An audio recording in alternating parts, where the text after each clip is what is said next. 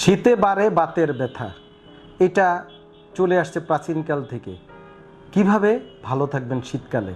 যে কোনো cold weather এবং শীত প্রধান দেশে বেড়ে যায়, কারণ কোল্ড ওয়েদারে আমাদের রক্ত চলাচল কমে যায়, আমাদের মাংসপেশিগুলো অসাড় হয়ে পড়ে, আমাদের হার্টের বিট কমে আসে, মুভমেন্ট কমে আসে, যার কারণে ব্যথা বেদনার মতো সমস্যা বেড়ে যায়। এবং শীত ঋতুতে বাংলাদেশে কিছু খাদ্য যেমন মটরশুঁটি এবং বিচি জাতীয় খাবারের প্রচুর আধিক্য বেড়ে যায় এবং এই খাবারগুলো আমরা বেশি খাই, পানি কম খাই, যার কারণে শীতে ব্যথা বেড়ে যায়।